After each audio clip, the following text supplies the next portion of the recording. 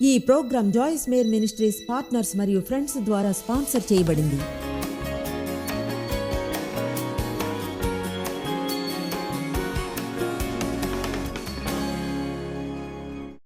క్రీస్తులో ఉన్నప్పుడు మీకు నూతన గుర్తింపు ఉంటుంది.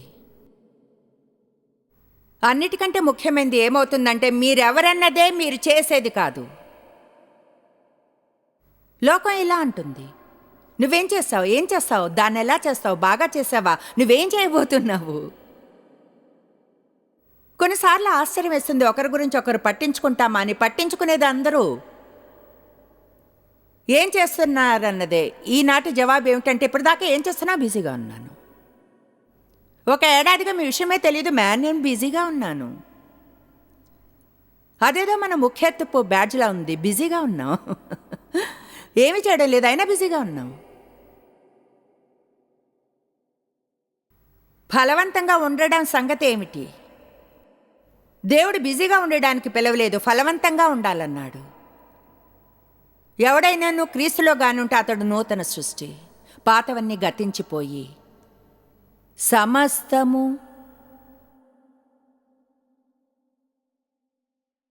నా పేరెంట్స్ నన్ను ప్రేమించలేదు, సమస్తము వాళ్ళు నన్ను అవమానపరిచారు, సమస్తము నాకు మంచి చదువునివ్వలేదు, ట్రాక్స్కి తప్పు వైపున పుట్టాను, నేను ఇది అది, సమస్తము గతించిపోతాయి. ఇప్పుడు ఎఫ్సి 1:3-4-7 చూద్దాం.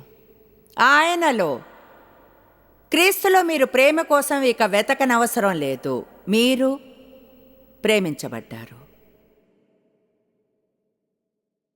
అర్థం చేసుకోండి. యేసు వీళ్ళకి అర్థం కావాలని ప్రార్థిస్తున్నా. దేవుడు మిమ్మల్ని ప్రేమిస్తున్నాడు. అందరినీ కాదు, ఆయన అందరినీ ప్రేమిస్తాడు, అయితే మిమ్మల్ని కూడా. ఆమేన్. ఎఫ్సి 1:3-4 స్తుతింపబడునుగాక, స్తుతి మహిమ ఘనత మన ప్రభు అయిన యేసుక్రీస్తు యొక్క మెస్సయ్య తండ్రి యొగ్గో. నాకు ఇది ఇష్టం, మనల్ని ఆశీర్వదించినవాడు ఆశీర్వదిస్తాడు కాదు, వచ్చు లేదా ఏదో ఒక రోజున కాదు. ఎవరైతే ఆశీర్వదించనో ఎక్కడా క్రీస్తునందు. పరలోక విషయంలో ఆత్మ సంబంధమైన ప్రతి ఆశీర్వాదమును మనకు అనుగ్రహించను. కనుక నేను ఈ ఆశీర్వాదాలన్నింటినీ వాడుకుని ఆశీర్వదించబడ్డ జీవితాన్ని జీవించాలంటే క్రీస్తులో ఎలా జీవించాలో నేర్చుకోవాలి.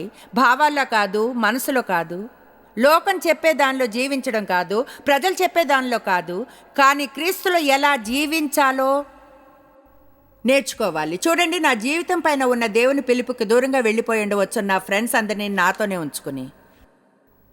నా ఫ్రెండ్స్ దూరం అయ్యేవారు కాదు, మా చర్చిలోనే ఉండేదాన్ని. వాళ్ళు అన్నట్లు చర్చిని వదిలి వెళ్ళమన్నారు. తెలుసా, అంటే చూడండి, నేను వాళ్ళందరితోనూ ఉండిపోయి ఉండొచ్చు, నా గురించి అసలు పట్టించుకొని వారితో. మీకు తెలుసు కనుక ప్రజలు మీ గురించి ఏమీ పట్టించుకోరు కనుక వాళ్ళు మీ ఫ్రెండ్గా ఉండటానికి ఒకే మార్గం మిమ్మల్ని కంట్రోల్ చేసి మ్యానిపులేట్ చేస్తేనే. ఆమీన్. నేను చాలా త్వరగా తెలుసుకున్నాను, నేను అక్కడే ఉండిపోయి ఉండవచ్చును, పరలోకానికి వెళ్ళేదాన్ని, తిరిగి జన్మించాను, అయితే ఆ ఆశీర్వాదాల్లో జీవించేదాన్ని కాను. ఒకవేళ క్రీస్తులో ఉండకుంటే ఆ పరిస్థితుల్లో ప్రజల్ని కాకుండా దేవుణ్ణి అనుసరిస్తే ఆశ్చర్యంగా ఉంటుంది. ఎంతమంది తమ జీవితం పైన ఉన్న పిలుపుని మిస్ చేసుకుంటారో ప్రజల్ని ప్రీతిపరిచేవారైనందున. దేవుని ప్రీతిపరిచేవారు కావడానికి బదులుగా. అంటే పౌలు అన్నాడు, అపొస్తలుడైన పౌలు గలతీ 1:10 నేను ఇప్పటికీ మనుషులను సంతోషపెట్టేవాడనైతే క్రీస్తు దాసుడని కాకయే పోవుదును. అతను అన్నాడు, నేను గాని అపొస్తలుడని అవ్వాలంటే ప్రజలకు కాదు అని ఎలా చెప్పాలో నేర్చుకుని వారిలో కొందరు నేను చేసేది చేసేవారిలా కాకుండా. నేను మీకు ఒక లెక్కని చెప్తాను. మనకి లెక్కలంటే ఇష్టం, అది సహాయం చేస్తుంది. 10% ప్రజలకు మీరు నచ్చరు.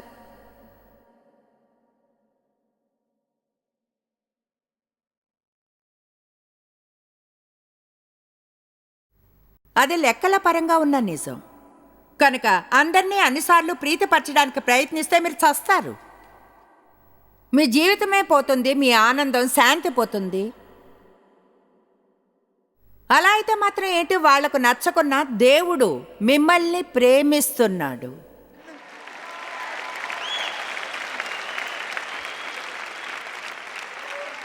అంటే ఒక చిన్న బిడ్డ బయటికి వెళితే మరొక బిడ్డ కఠినమైంది అంటే అది వాళ్ళ భావాలను బాధిస్తుంది. వాళ్ళ అమ్మ దగ్గరకో నాన్న దగ్గరకో పరిగెత్తుకెళ్తారు. ఒక పేరెంట్గా మనం వాళ్ళకి చెప్పే మొదటి మాటలోటి మమ్మీ నిన్ను ప్రేమిస్తుంది, డాడీ ప్రేమిస్తున్నారు, పర్వాలేదులే, మేం ప్రేమిస్తున్నాం అండ్ బాయ్ దానిలో వారికి ఆదరణ కలిగి త్వరగా మళ్ళీ మామూలుగా అవుతారు. మనం లోకంలో గాయపడినప్పుడు కూడా సరిగ్గా అలానే చేయాలి.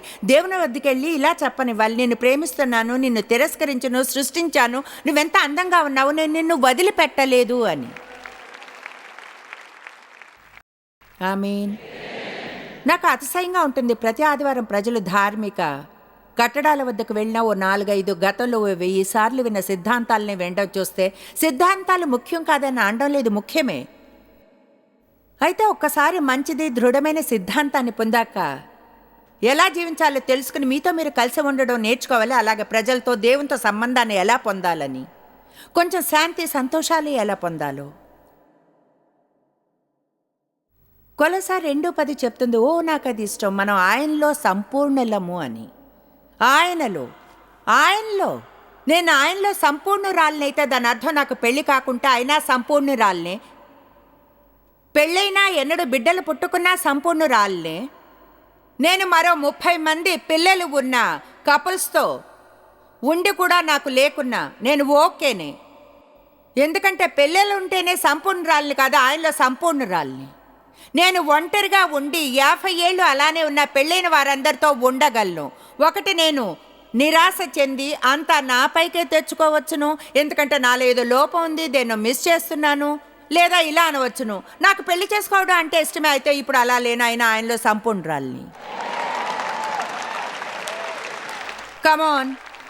బహుశా ఒక విధురాలు లేదా పత్నీకుడు తమ జీవిత భాగస్వామిని పోగొట్టుకున్నారేమో. వాళ్ళ ఫ్రెండ్స్ అందరికీ పెళ్ళిళ్ళు అయ్యాయి. వీరితో వాళ్ళు ఉన్నప్పుడు అదోలా ఫీల్ అవుతారు. మీరు ఎక్కడైనా సరే ఇబ్బందిగా ఫీల్ కానవసరం లేదు.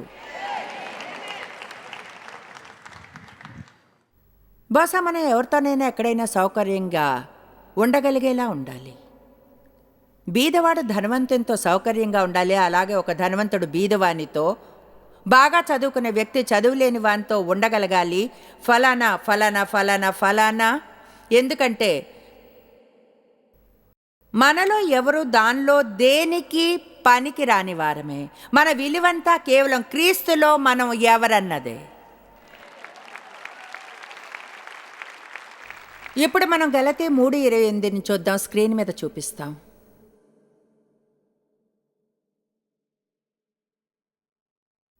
వాళ్ళు టైప్ చేసేదానికంటే ఫాస్ట్గా నేను చెప్పగలను. కనుక ఇప్పుడు చెప్పండి, ఇప్పుడు ఎటువంటి తేడా లేదు. తేడా అనేదే లేదు.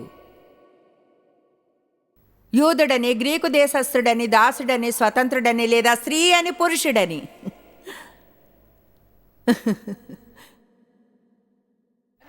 పురుషుడని లేదా స్త్రీ అని.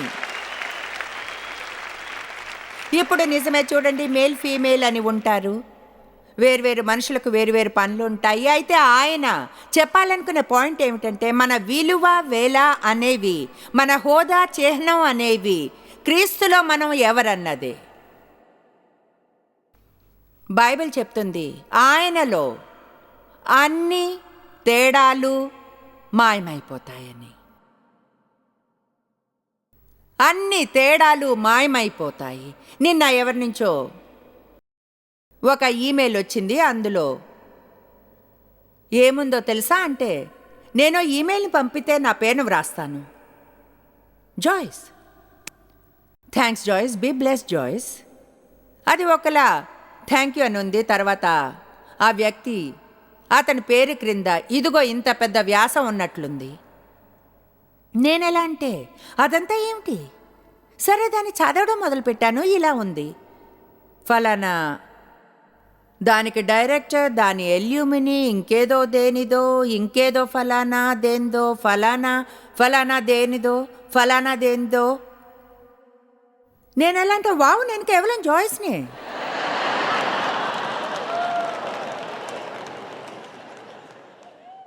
పేపర్ మీద నేనంత ముఖ్యంగా అనిపించను. అర్థమైందా ఏం చెప్తున్నాను? ఓ, మీకు మంచి వచనం చూడాలని ఉందా అంటే ఎంతమందికి నిజంగా మంచి వచనం చూడాలని ఉంది? మీరు దీన్ని చూసే వరకు మంచి వచనాన్ని చూడలేదనవచ్చు. గలతీ 2:6. నాకెంతో ఇష్టం గలతీ 2:6. ఎన్నికైన వారుగా ఎంచబడిన వారి యొద్ద ఎటువంటి కొత్త అవసరతలు చేయబడలేదు, నేనేమియూ నేర్చుకోనలేదు, వారెంతటి వారైనో నాకు లక్ష్యము లేదు, ఆ ఎన్నికైన వారు నాకేమియూ ఉపదేశింపలేదు. దీన్ని చూడండి, దేవుడు నరుని వేషం ఎన్నడూ చూడడు.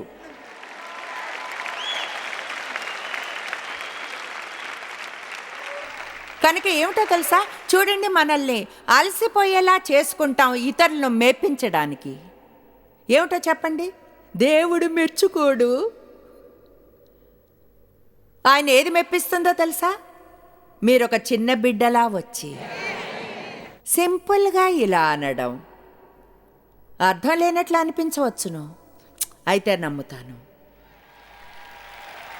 తెలీదు దేవుడు దాన్ని ఎలా వర్కౌట్ చేస్తాడు, అయితే నేను అది నమ్ముతాను. నాకు తెలుసు అది నమ్మడం మీకు కష్టమని. నేను చేసిన చెడు పనులకు దేవుడు నాకు ఏమైనా చేసి ఉండవచ్చును, కానీ చూడండి, దేవుడు చెత్తని రీసైకిల్ చేస్తాడు. అది మన ఐడియా అని అనుకుంటాం. ఆశ్చర్యం, తెలివైన వారు చెత్తని రీసైకిల్ చేయవచ్చని తెలుసుకున్నప్పుడు దేవుడు ఆ పని నిత్య జీవనం కోసం చేస్తున్నాడు. మీరిప్పుడు రీసైకిల్ చేయబడ్డ చెత్తని చూస్తున్నారు.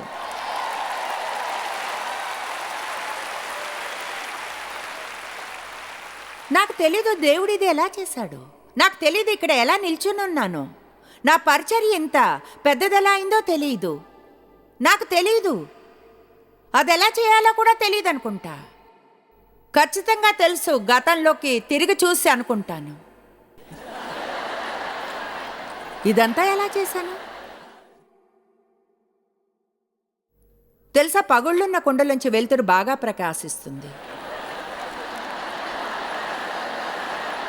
కనుక నాలో పెద్ద వెలుగుంది, ఎన్నో పగుళ్ళున్నందున. ఆమేన్. అక్కడందరూ ఓకేనా? ఏమిటో తెలుసా, మనలో నిరంతరం చేసే దాదాపు పిచ్చి ప్రయత్నం ఉంటుంది పైన మెయింటైన్ చేయాలని, గెలిచి లేదా ఒక నంబర్ 1 పొజిషన్ని. నిజంగా పిచ్చిగా ఉంటుంది దాని గురించి ఆలోచిస్తే. మీరు కూడా మార్కు 9ని చూడండి, వాళ్ళు స్క్రీన్ మీద చూపిస్తారు. ఆయన మార్కు 9:31 చూడండి. ఇది ఎలా అంటే, నా అర్థం మనం ఎలా ఉంటామో దాని సంగ్రహం అనొచ్చు.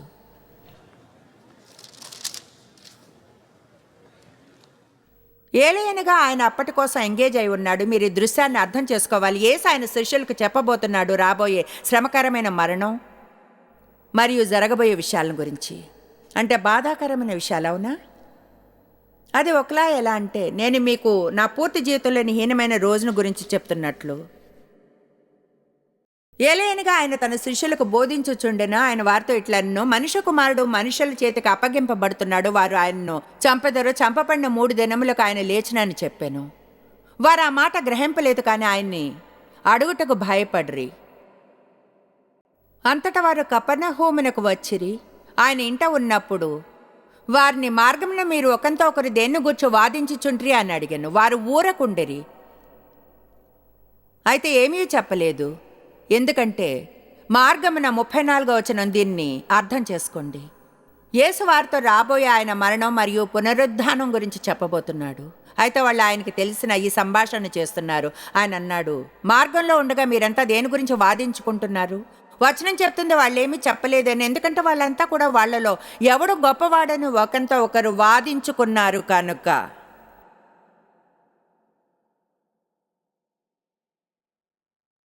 దీన్ని మత్తయి 20లోనూ చూడగలరు. ఇక్కడ ఈ ఘోరమైనవన్నీ జరుగుతున్నాయి. తర్వాత ఆయన చిన్న బిడ్డ లాంటి దానికి వస్తాడు. ఒక బిడ్డను తీసుకుని అతనితో మాట్లాడాడు. ఒక పాఠం నేర్పాడు ఎవడు ముఖ్యుడై ఉండగోరునో వాడందరికీ దాసుడై ఉండవలను. మనకెందుకది అంత ముఖ్యం? ఎవరికన్నా ముందుండి మరొకరికంటే మెరుగ్గా కనిపించడం, అన్నిటికీ ఎల్లప్పుడూ పైన ఉండడం, ఎవరిలానో జుత్తు ఉంచుకోవడం, శరీరం మరెవరిలానో తెలుసా ఇది అది మరెవరిలానో మనం ఎందుకు సంతోషంగా ఉండలేం? పూర్తిగా దేవుడు ఎలా ఉండడానికి సృష్టించాడో అలా ఉండి ఒకరినొకరు చూసుకోవడం మాని మనం కానిదేదోలా ఉండడానికి ప్రయత్నించకుండా. ఆమేన్.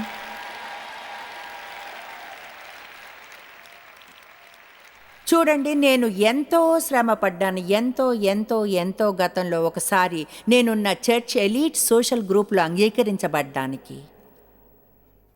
ఆశ్చర్యం ప్రజలతో మనం ఆడే పిచ్చి ఆటలను చూస్తూ ఉంటే. ఎందుకంటే కొన్నిసార్లు అనుకుంటాం మనం ముఖ్యం అనుకునే వారితో గాని ఉంటే మనము ముఖ్యులం అవుతామని. ఒకటి గుర్తించుకోండి, ఏమనంటే మీరు క్రీస్తులో ఉన్నందున మీరు ముఖ్యులు, ఆయన మీలో ఉన్నందున. అది అంతకంటే ఇంకెంత ముఖ్యం కాగలదో చెప్పండి. ఆమేన్. మీకు ఉద్యోగం వస్తే దాసునిగా భూమి మీద అతిపెద్ద ఉద్యోగం పొందినట్లే. కనుక ఏదేమైనా అంటే నేను దీని మీద వర్క్ చేశాను. మా చర్చ్లోనే ప్రజల గ్రూప్లో ఉండాలనుకున్నాను.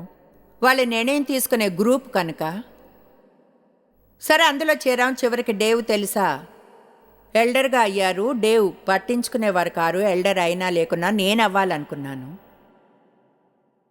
నేను దాని చుట్టూ కూడా వర్క్ చేశాను. విషయం ఏంటంటే చూడండి, మీరు ఒక ఎల్డర్ కాలేరు ఒకవేళ మీరు సరైన గ్రూప్లో కానీ లేకుంటే, ఎందుకంటే వాళ్ళు మీకు ఓటు వేయాలి.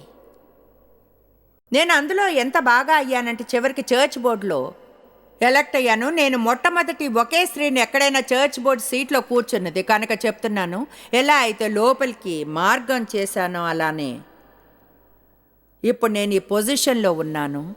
విషయంలోని సత్యం ఏమిటంటే అదంతా దేవుని ముక్కుపుటాలకు కంపు కొట్టింది. ఎందుకంటే నేను వారు చెప్పినట్లు ఆడి వారికి పనులు చేసేదాన్ని, వాళ్ళ కోసం వస్తువులు కొనడం, ఎప్పుడు వాళ్ళ కోసం హాజరవుతా. అయితే నేను అది ఇవ్వడానికి చేయడం లేదు, పొందడానికి చేస్తున్నాను.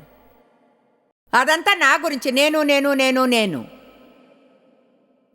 చూడండి, అప్పుడు దేవుడు మార్గంలోనికి వచ్చాడు. ఒకరోజు ఆఫీస్కి వెళ్తూ నా దుఃఖభరితమైన జీవితం గురించి మొరపెట్టుకున్నాను. ఆయన నన్ను పరిశుద్ధాత్మతో నింపాడు. ఆ తర్వాత కొంచెం సమయానికి నేను తెలుసుకునేలా చేశాడు. నాకు ఆయన వాక్యాన్ని బోధించాలనుకుంటున్నాడని. నేను చెప్తాను ఏమిటో. నా చిన్న గ్రూప్ పూర్తిగా కోపం తెచ్చుకుంది. ఎందుకంటే ఇప్పుడు నేను వార్లా ఉండను కనుక. వార్లా ఉండాలనుకుంటే తప్పు చేయవలసిందే ఏదో ఒకటి. చర్చిలో మేయర్ల హోదా కూడా మాకు వీసమంత మేలు చేయలేదు. మేమందరం ఎల్డర్స్ అయ్యి ఉండేవాళ్ళం, అందరం చర్చ్ బోర్డులో ఉండేవాళ్ళం. వాళ్ళు మమ్మల్ని చూసి అన్నారు, ఒకటి మీరు నోరు మూసుకోండి లేదా వదిలి వెళ్ళిపోండి. మీరు అనవచ్చు మా ఎడమకాలు సహవాసంలోనికి వేసింది. ఎందుకంటే చెప్పగలను 32 ఏళ్ల క్రితం నోరు మూసుకోవడం అనేది నాకు ఆప్షన్ కాదు. ఏమో అయ్యుండేదేమో కానీ అవ్వలేదు. కష్టంగా ఉండేది తెలుసా. డేవ్ మేమున్న ఈ వర్గంలో పెరిగి పెద్దయ్యారు. అప్పుడు ఫ్యామిలీ మెంబర్లకు కష్టమయ్యేది. వాళ్ళు మీకు పిచ్చి అనుకుంటారు, విచిత్రమైన స్థితిలో ఉన్నారనుకుంటారు, మీ గురించి పట్టించుకుంటారు. నేనేం చెప్తున్నాను, నేను ఒక నైట్ మేర్ని. అయితే నేను వెనక్కి తిరిగి చూసి గుర్తించితే ఆ గ్రూప్లో ఉండడానికి ఎంతో నిజంగా కష్టపడ్డాను. ఈ పొజిషన్ని మెయింటైన్ చేయడానికి నాకు ఏదేమైనా వేరే ఏమీ లేదు. ఎందుకంటే ఏ నిమిషం వాళ్ళు కోరుకున్నది కాదన్నాను, నన్ను బయటికి తోసేశారు. ప్రజల్ని ప్రీతిపరిచేవారైతే అదే జరుగుతుంది. ప్రజల్ని ప్రీతిపరిచేవారైతే చివరికి మీరు దేవుణ్ణి ప్రీతిపరచలేరు. దేవుని ప్రీతిపరిచేవారు కాకుంటే నేను ప్రామిస్ చేస్తాను మీరు సంతోషంగా ఉండలేరని. చివరిగా చెప్పాలనుకున్నది, క్రీస్తులో మీరు ఎవరో తెలియకుంటే మీ జీవితంపై మనిషి భయం ఉంటుంది. అప్పుడు చివరికి మీరు ఎదుర్కోవాల్సిన వాటిని ఎదుర్కోకుండా పోతారు. చూడండి, చివరికి మీరు డీల్ చేయవలసిన విషయాలను పోనిస్తూ ఉంటారు. ఆధ్యాత్మికపు తెర క్రింద మీరు ఇలా అంటారు, మీరు దేవుడు డీల్ చేయమన్న వాటిని దేని గురించో ప్రార్థన చేస్తారు అని. కొన్నిటిని గురించి ప్రార్థన చెయ్యాలి, ప్రతిదాని గురించి ప్రార్థన చేయాలి. అయితే అప్పుడు కొన్నిసార్లు దాంతో డీల్ చెయ్యాలి. ఎందుకంటే దేవుడు మీకోసం ప్రతి దాంతోనూ డీల్ చేయడు. ఒక సమతుల్యత ఉంటుంది. హాస్యాస్పదానికి అవతల వైపున ఉండేదాన్ని దేంతో అయినా ప్రతి దాంతోనూ డీల్ చేసేదాన్ని దేవునికి ఎలా నిరీక్షించాలో తెలియదు. అయితే తెలుసా, దాని అర్థం శాంతి అంటే నాకు ఇష్టం. నాకెంతో దుఃఖం ఉండేది, శాంతి అంటే ఇష్టం. తెలుసా, ఈ పాయింట్లో కూడా నా శాంతిని ఎంతగా ప్రేమిస్తున్నానంటే అప్పుడప్పుడు ఒకటి ఎదురవుతుంది. ఎలా అంటే నాకు తెలిసి నేను దాని మధ్యకి వెళ్ళి అలా చేయాలనుకోను, గందరగోళాన్ని కదిలించాలని అనుకోను. తెలుసా, అయితే చూడండి, ఎదుర్కోవలసిన వాటిని వదిలివేస్తూ ఉంటే చివరికి అది తిరిగి వస్తుంది మనల్ని పొందడానికి. ఎంతమందికి తెలుసు అది? ఈ వారాంతంలో మీకు సహాయం చేస్తాను. క్రీస్తులో మీరెవరో తెలుసుకోవడానికి మీరు నిటారుగా నిల్చోగలిగేలా ఉండాలి. ఇతరుల చేత మ్యానిపులేట్ చేయబడి అధికారం చేయబడకూడదు. చూడండి, దాని అర్థం యుద్ధం చేసేవారు కావడం కాదు. నేనేం చేయాలో చెప్పకూడదు. నేను జీవించేది తెలుసా, అది కాదు బైబిలు. అది అసలు బైబిల్ కాదు. మనం ఒకరినొకరం ప్రీతిపరచుకోవడానికి ఉండాలి. అయితే మిమ్మల్ని పరచడం అంటే దేవుణ్ణి పరచకుండా ఉండడం కాదు. మీరు గీత గీసేది అక్కడే. ఆమేన్. మీకు చెప్పాలనుకుంటున్నాను, మీరు అద్భుతమైన వారని, దేవుని హస్తాలతో మీరు సృష్టించబడ్డారని. ప్రతి ఒక్కరూ, నేను మరెవరితోనూ మాట్లాడడం లేదు, ప్రతి ఒక్కరూ దేవుని వద్ద మీ కొరకు మంచి పథకం ఉంది. ఏ గుంట ఆయన హస్తం చేరి మిమ్మల్ని బయటికి తీయలేనంత లోతుగా ఉండదు. దేవుని ఆశ్చర్యపరిచే సమస్య ఏమీ మీకు ఉండదు. ఆయన ఇలా అండో లేదు, దీనికి నా వద్ద జవాబు లేదు. మన ముందు వెళ్తాడాయన, మన వెనుక వస్తాడు, మనలో నివసిస్తాడు. మీకోసం ఆయన వద్ద పథకం ఉంది. నేను మొదట్లో చెప్పినట్లుగా మీరు దాన్ని తప్పక చేయగలరు. ఆమేన్. అందరూ లేచి నిల్చోండి.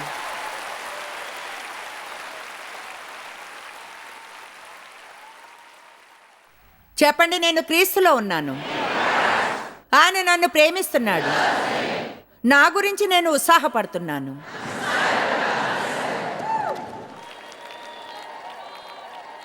ప్రార్థిస్తాను. తండ్రి, నేను ఈ అద్భుతమైన ప్రజల కోసం ప్రార్థిస్తున్నాను. ఓ ప్రభువా యేసు, సహాయం చేయి. నీలో స్వతంత్రులుగా ఉన్నట్లు ఫీల్ అవ్వడానికి, మాట్లాడడం, పాడడం, ఎగరడం, క్రిందికి పైకి, కానీ నిజంగా ఆ స్వేచ్ఛలో జీవించడానికి, చిన్న బిడ్డలా అవడానికి సహాయం చెయ్యి. నిన్ను నమ్మి క్రీస్తులో కనిపించే ఆ సరళతను ఎన్నడూ పోనివ్వకుండా ఉండడానికి. ఎవడైనను క్రీస్తులో గానుంటే వాడు నూతన సృష్టి. పాతవన్నీ గతించిపోయాయి, సమస్తము నూతనం అయ్యాయి. క్రీస్తుని రక్షకునిగా స్వీకరిస్తే ఆయన అనుసరించాలనే నిర్ణయం తీసుకుంటాం. అంటే మన స్వాతంత్రం కొనబడి వెల చెల్లించబడింది ఆయనలో. యోహాను 8:36 చెప్తుంది, కుమారుడు స్వతంత్రులుగా చేసినట్లా మీరు నిజంగా స్వతంత్రులై ఉందరు. మనం పాపపు అధికారం నుంచి విడుదలయ్యాం. మనిషి భయం నుంచి కూడా మన జీవితాలను ఆనందించడానికి స్వతంత్రులం, మనల్ని, దేవుడిని కూడా. ఇది నిజంగా ముఖ్యం. మీరు అర్థం చేసుకోవడం. నా వద్ద ఇంకొంచెం బోధన ఉంది మీకు అందివ్వడానికి, మీరు అలా చేయడానికి సహాయపడేలా. జాయిస్ మేర్ మినిస్ట్రీస్లో మీరు మాకెంతో ముఖ్యులు. మిమ్మల్ని అభినందిస్తున్నాం. మా ఫ్రెండ్స్కి, పార్ట్నర్స్కి థ్యాంక్స్. ప్రపంచవ్యాప్తమైన ఈ పరిచర్య సాధ్యమయ్యేలా చేసినందుకు. అందరం కలిసి ఆకలిగొన్న వారికి భోజనం పెడుతున్నాం, బీదవారికి బట్టలిస్తున్నాం, దేశాలకు సువార్తను పంచుతున్నాం. ఈ రోజే సంప్రదించండి joycemeir.org. ప్రార్థనా నివేదనల్ని మాతో పంచుకోండి. మా సాధనాల గురించి తెలుసుకోండి. జాయిస్ సభల షెడ్యూల్ని తెలుసుకొని మాతో పార్ట్నర్ అవ్వండి. ప్రపంచమంతా క్రీస్తు ప్రేమను పంచడానికి. ఈ programme Joyce Meyer ministries partners మరియు ఫ్రెండ్స్ ద్వారా స్పాన్సర్ చేయబడింది.